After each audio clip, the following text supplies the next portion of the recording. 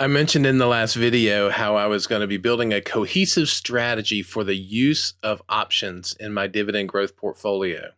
Well, that work is complete and it is ready to be shared with you. If you're wanting to see how I'm using options in my dividend growth portfolio to turbocharge its yield, then stay tuned.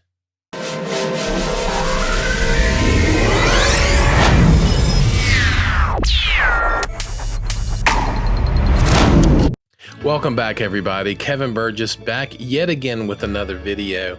I want to share with you today about the option strategy for turbocharging yield in my portfolio. Now, before we get started, just to let you know, I am not an expert in options, but I have spent the last couple of months studying options and trying to understand how I could use them to accentuate the yield in my dividend growth portfolio. So the point of this video is not to make any of us experts in options, but simply to let you walk with me in this journey as I build this portfolio and enhance its yield using options. This channel is about achieving personal freedom, and what better way to achieve personal freedom than by enhancing the yield on passive income through my dividend growth portfolio. So as you know, I'm not an investing professional. It's important for you to do your own due diligence about managing your portfolio. If you find this video helpful, if you could smash that thumbs up button, it lets others know that there's quality content in this video. Also, if you like dividend investing and want to walk this journey with me, consider subscribing to the channel. I'd love to have you along for the journey. So with that, let's get started. In order to get started, I thought it would be good to kind of ground everybody on what a put option is and what a call option is. Put option it's a contract giving the option buyer the right, but not the obligation, to sell a specified amount of an underlying security at a predetermined price within a specified time frame. A call option is a contract giving the option buyer the right, but not the obligation, to buy a specified amount of an underlying security at a predetermined price within a specified time frame. There's a difference between long calls and short calls, long puts and short puts. A different way of saying that is when you buy a call, it is called a long call. When you buy a put, it is a long put. When you sell a call, it is considered a short call, and when you sell a put, it is considered a short put. So you can see these charts here, and I won't go through them all. Interesting to look at the first one. It's I consider this to be bullish. So if you buy a long call, you're basically saying, I want to buy a particular stock at a particular price because I think it might grow in the near future. So you basically would pay a premium, and you can see that with this blue line, the cost of the premium. If your stock does not go up and you did not exercise the option, you basically lose that premium, and you're expecting then the stock to go up. Let's say that the stock does go up. The X here represents the strike price at which the stock can be bought for. So as the stock goes up in value, then you begin to make money, because ultimately you have the right to buy that stock at this price. If it stays below that price, you don't make money, and you only lose. You're limited in your loss only to the option price. If you sell a call, then you basically get the premium that someone paid you. So it's basically the opposite transaction as you would have on the long call. So you get the premium, and you're expecting then, see, bearish or neutral, you're expecting that the cost or the price of the stock would either stay similar to where it is or go down, but not necessarily past the strike price. If it does, you then end up to where this transaction loses money. A long call is, I consider it to be more bullish. A short call would be more bearish or neutral. Moving on then, there's something that we're going to use in this portfolio called a covered call and a cash secured put. A covered call is a two-part strategy where the stock is purchased or owned, and calls are then sold on a share-for-share basis. Every contract for a option is equal to 100 shares. So in order to enter into a option transaction, you have to at least have a transaction for 100 shares. You can have more than that in 100 increments, but you have to have at least 100 shares. So basically, on a covered call, I've given someone the right to buy my shares at a certain price. And if it goes above that price, they can buy my shares, and they would basically pay me the strike price, and I would get to keep the strike price plus the premium. They would then end up with the shares, and let's say the stock price was way up here, they would end up with the gain from the strike price to the share price. A cash secured put is also another thing we'll be using. A cash secured put is a two-part strategy that involves selling an out-of-the-money put option while simultaneously setting aside the capital needed to purchase the underlying stock if it hits the option's strike price. The secured put, basically, you set aside the cash to buy 100 shares of the stock at a strike price. So you get the premium for that, and if the stock goes below your strike price, you do nothing else, then you would actually buy those shares at the strike price. If the stock goes way down, then you have ended up purchasing shares at a certain price and can be at a loss on those shares. So there's some risk here. It's important to understand that. So now on to the strategy. You'll see that I have broken my portfolio into two categories. One is I'm calling a core yield stock, and the other is a non-core yield stock.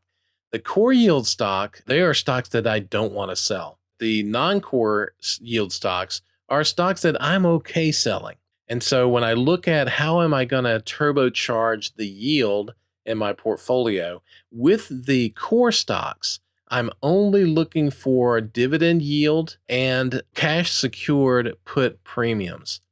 Those are the only two streams of income that I'm looking for because I don't want to put these stocks at risk.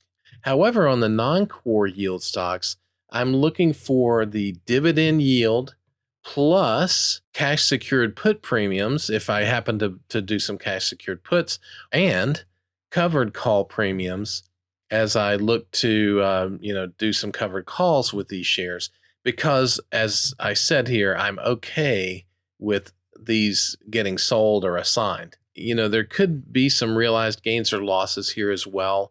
We'll have to see how that plays out, because as you have covered calls, if you sell those shares or if they get assigned, then wherever that covered call is what you sell it for. And hopefully it'll be more than the price I paid for it, but if not, it would be a loss. So I recognize that I'm going to see some realized gains or losses out of this strategy. So I look at this green box, the stock option premium box, as the turbocharger for my dividend growth portfolio yield. Just a little bit more about the strategy to enhance yield on the core stocks and the non-core stocks.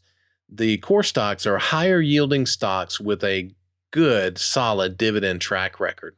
I'm going to selectively sell cash secured puts on certain stocks out of this portfolio. I'm going to then recognize that shares may be assigned, and therefore I'm okay buying these shares because they're going to be selective, and it's going to be for shares that I'm okay adding to my portfolio.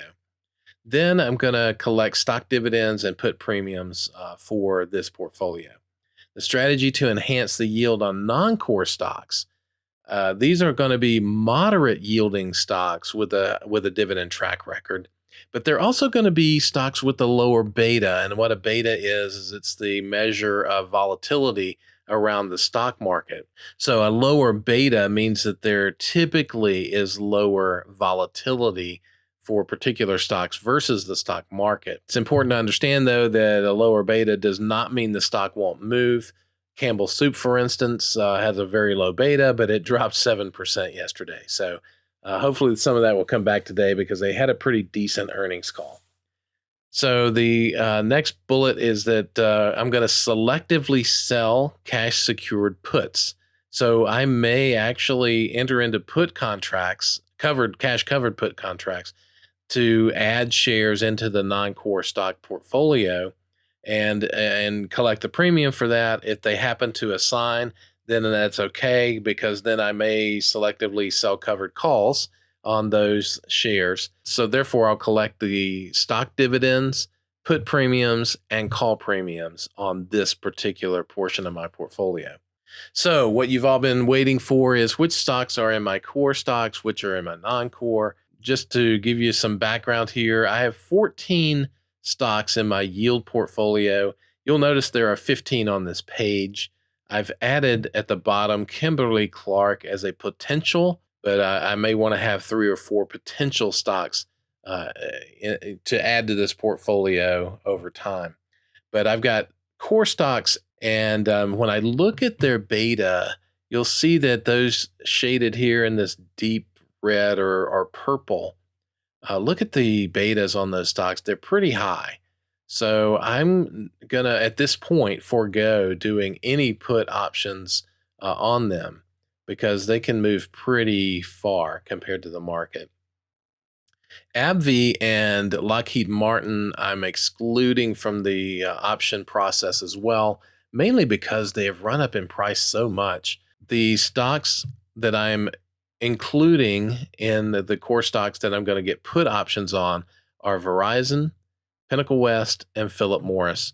You'll see the betas on these stocks are relatively decent. Philip Morris is a 0.82, so it's getting up there. These are going to be decent stocks to put options put options on.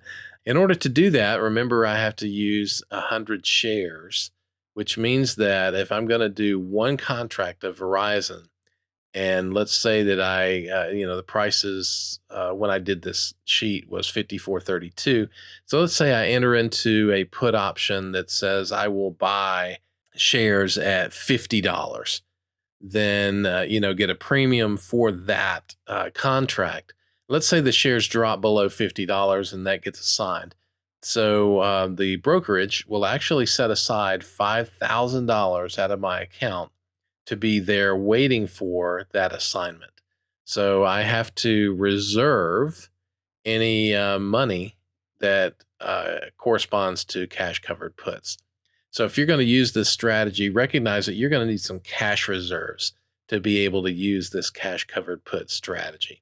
Non-core stocks, I'm going to use either a cash covered put or a covered call, or both, for these 3 stocks, and that's Campbell Soup, New Jersey Resources, and Kellogg. On these 3 stocks, I may do call options, covered call options. In that case, I don't have to put any cash up at all. Covered call options, if you're tight on cash reserves, might be a better strategy for you. With a covered call, I would get the premium, and because I already own the shares, I don't need to put up additional capital. So I'm basically utilizing the capital that I've already invested in those shares. The next slide here is how I'm planning to measure the yield boost or the yield turbocharge. And you'll see that I've already done some transactions, and for 2 of these 6 stocks. I do recognize, and it's important for you to recognize, that the beta that I mentioned earlier, if the beta is higher, then there's more volatility, and therefore there may be more profitability potential for these options. But I want to start this process slowly, so therefore I'm focusing on these 3 stocks for the core stock portfolio. Also, the non-core stocks, you'll see that I've done some transactions already for Campbell Soup. Campbell Soup has a moderate dividend yield, which is 3.57%. A couple of months ago, I did think about selling Campbell Soup, but it works very well inside this turbocharged strategy. So you can see I have received premiums on several transactions for Campbell Soup for $114.57. So their dividend yield is 3.57%, yet the option yield on cost, which is the 114.57 divided by the cost basis that I have in the stock, is 2.76%. So overall, the total yield on cost for Campbell Soup is 6.33%. So I think this is a good picture of why I call this the turbocharger of dividend yield, because if I just sat and held the stock and did nothing else, I would get 3.57%. But by entering into these covered calls, and that's what these were for Campbell's Soup, but I can also do cash covered puts. By entering into those transactions, then I get an additional 2.76%. I'm actually getting close to what the actual yield is itself on the dividend. So as the year progresses, I'm expecting this to be an even bigger number. So there's a third section here, unassigned cash secured puts. So basically for a cash secured put, if I sell a cash secured put, I give the other party the right to sell me shares at a certain price. If the options do not get assigned, I didn't use any of those shares as collateral. It's cash that I'm using as collateral. So there's a third measure here, and that is for cash secured puts that do not get assigned. So I would have $302.74 on average for the year reserved for this transaction. So I'd take the 34.28 divided by the 302.74, and it gives me an annualized yield for this transaction. So it's almost like me putting the money in a savings account, getting for 20 days, getting $34.28 for the premium, and then measuring what the annualized yield is for that. So those are the three ways that I'm going to measure this. I'm going to measure it with the yield on cost for my core stocks, the yield on cost for my non-core stocks, and the annualized yield for the unassigned cash secured puts. So what are some key takeaways? Options are a great way to turbocharge your total yield. Use options with surgical precision to boost those dividend yields. Options are complex. Invest time in learning about them. Options are leveraged. Remember, every contract is 100 shares, so be careful. A cohesive option strategy is important. Invest time in building one. So don't just go out there searching for the highest premium. Make sure that you understand what the options mean for your overall strategy and how it's going to enhance your strategy overall. Eliminate options that result in something you do not want. So for instance, I do not want to sell the assets that are in my core yield portfolio. Because of that, I will not be entering into covered calls for those core assets. So that alleviates a lot of stress for me because I'm not doing options for something that I ultimately do not want to do. Start small and double check every transaction. There's going to be times where you get confused between, am I buying a put or am I selling a put? Am I buying a call? Am I selling a call? Make sure that you double check all of that as you work through the process. And lastly, measure performance and learn from your mistakes. I mean, after all, that's what this is about, right? We want to do as good as we can do, and so we need to measure that performance. But we're going to make mistakes from time to time. So make sure you learn from your mistakes, and hopefully this has been helpful to you. It's been a real fun task for me to build this strategy. If you see something that I'm missing in this strategy, please leave the comments below. I would love to hear that. Also, let me know if you're planning to use options or if you're already using options for your portfolio to turbocharge your dividend yields. So with that, I'll see you on the next video.